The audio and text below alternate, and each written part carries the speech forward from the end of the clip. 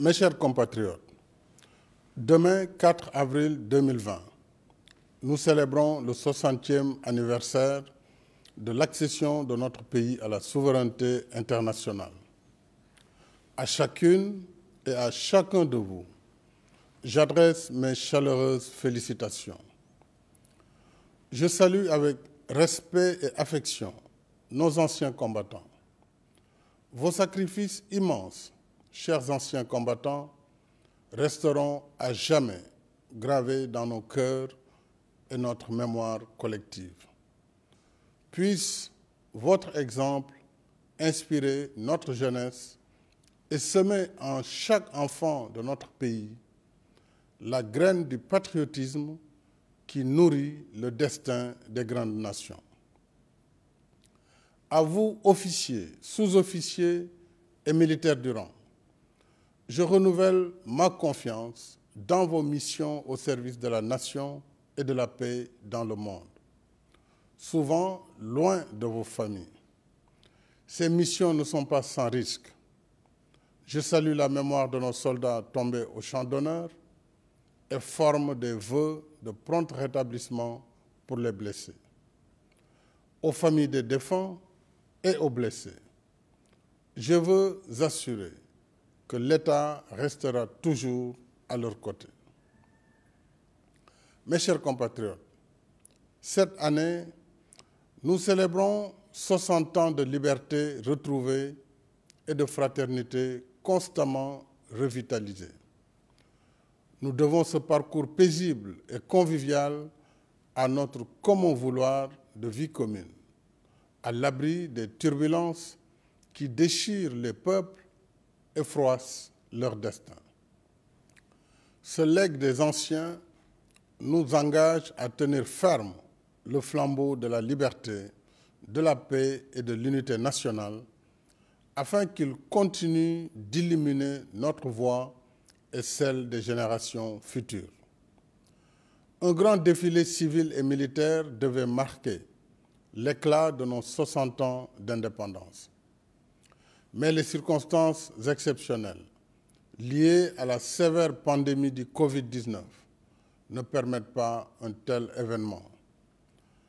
En lieu et place du défilé, je présiderai demain au Palais de la République une cérémonie de levée des couleurs sobre et symbolique. Toutes les autres manifestations initialement prévues sont annulées sur l'étendue du territoire national. Dans le contexte de lutte contre le Covid-19, le thème de la fête de l'indépendance porte cette année sur le rôle des forces de défense et de sécurité dans la gestion des pandémies et autres catastrophes. Voilà qui rappelle que nos forces de défense et de sécurité, fidèles au concept armée-nation, font corps et âme avec la nation et en ressentent chaque pulsation. Ainsi, au-delà des opérations liées à l'état d'urgence, l'armée soutient également notre vaillant personnel de santé, dont je salue à nouveau la disponibilité, le dévouement, le courage, la compétence et surtout le professionnalisme. Cette pandémie Covid-19, inédite par sa brutalité, son ampleur et ses effets paralysants, renseigne à suffisance sur les nouvelles menaces qui pèsent sur l'État-nation. Nos forces de défense et de sécurité doivent donc s'adapter davantage à la prise en charge de ces périls au double plan stratégique et opérationnel. Je poursuivrai le renforcement des capacités de nos armées à cette fin. Face à cette pandémie sans précédent que nous vivons, je suis rassuré que toutes nos forces, toutes nos intelligences sont unies dans le même élan de lutte. Les consultations élargies que j'ai tenues la semaine dernière montrent que les ressorts de notre nation restent solides. Ne baissons pas la garde. Restons mobilisés dans l'observance des règles d'hygiène individuelle et collective. Respectons les mesures édictées par l'état d'urgence, limitons nos déplacements, restons à la maison. Prenons très au sérieux cette maladie. Évitons la stigmatisation pour une maladie certes très contagieuse, mais pas du tout honteuse. Signalons aux services de santé tout cas suspect pour une prise en charge précoce. C'est en observant ces règles que nous éviterons une propagation générale du virus que nos structures de santé ne pourront pas contenir. Mes chers compatriotes, comme partout ailleurs, notre économie subit de plein fouet l'impact du Covid-19. Des secteurs comme le tourisme, l'hôtellerie, la restauration, les transports, le commerce, la culture, les bâtiments et travaux publics, entre autres, sont durement affectés. Notre croissance économique soutenue sur plusieurs années est brutalement freinée et passera de 6,8% à moins de 3%. Mais ce soir, mes pensées vont particulièrement à toutes celles et à tous ceux qui souffrent de l'impact de la crise du Covid-19. Je pense aux millions de pères, mères et soutiens de famille menacés de précarité. Je pense à notre diaspora, si généreuse envers la nation et aujourd'hui éprouvée. Je pense aux nombreuses entreprises et à leurs salariés, tous victimes de cette crise imprévue. Je veux dire à tous et à toutes que l'État ne vous abandonnera pas. Devant l'urgence et en attendant une évaluation complète des effets de la crise sur l'économie nationale, j'ai mis en place un programme de résilience économique et sociale afin de renforcer notre système de santé et soutenir nos ménages, notre diaspora, nos entreprises et leurs salariés. Ce programme est décliné en 4 axes. Premièrement, le soutien au secteur de la santé à hauteur de 64,4 milliards de francs pour couvrir toutes les dépenses liées à la riposte contre le Covid-19. Deuxièmement, le renforcement de la résilience sociale des populations. L'État prendra en charge les dépenses suivantes. 15,5 milliards pour le paiement des factures d'électricité des ménages abonnés de la tranche sociale pour un bimestre, soit environ 975 522 ménages. 3 milliards pour la prise en charge des factures d'eau de 670 000 ménages abonnés de la tranche sociale pour un bimestre. 69 milliards au lieu des 50 initialement prévus pour l'achat de vivres au bénéfice d'1 million de ménages éligibles. 12,5 milliards pour aider la diaspora. Troisièmement, l'État sauvegardera la stabilité macroéconomique et financière pour soutenir le secteur privé et maintenir les emplois à travers un programme d'injection de liquidités assorti de mesures fiscales et douanières. Ainsi, 302 milliards seront consacrés au paiement dû aux fournisseurs de l'État. Les règles et priorités de paiement concourant à l'objectif de stabilité économique seront publiées et connues de toutes les entreprises. Ces dernières s'engageront à maintenir les salaires. Une enveloppe de 100 milliards sera spécifiquement dédiée à l'appui direct des secteurs de l'économie les plus durement touchés par la crise, notamment les transports, l'hôtellerie et également l'agriculture. De même, en rapport avec le secteur financier, l'État mettra en place un mécanisme de financement à hauteur de 200 milliards, accessible aux entreprises affectées selon une procédure allégée. L'État procédera au remboursement des crédits de TVA dans des délais raccourcis pour remettre de la trésorerie aux entreprises. Des remises et suspensions d'impôts seront accordées aux entreprises qui s'engageront à maintenir leurs travailleurs en activité pour la durée de la crise ou à payer plus de 70% du salaire des employés mis en chômage technique pendant cette période.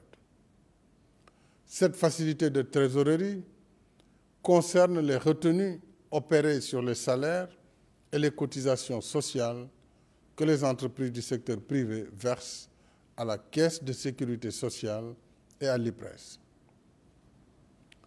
Pour la mise en œuvre de cette mesure, l'administration fixera en toute transparence les règles concernant les engagements de l'État et la responsabilité des entreprises.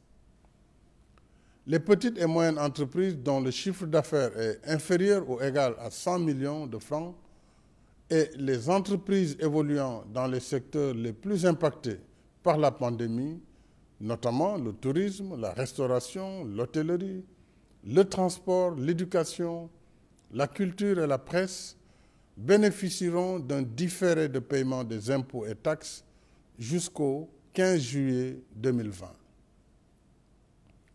Au titre du soutien à l'investissement, il y aura une prolongation du délai général de paiement de la TVA suspendue, recouvrée par la douane et les services fiscaux de 12 à 24 mois, ce qui représente un report de paiement de 15 milliards sur l'année 2020.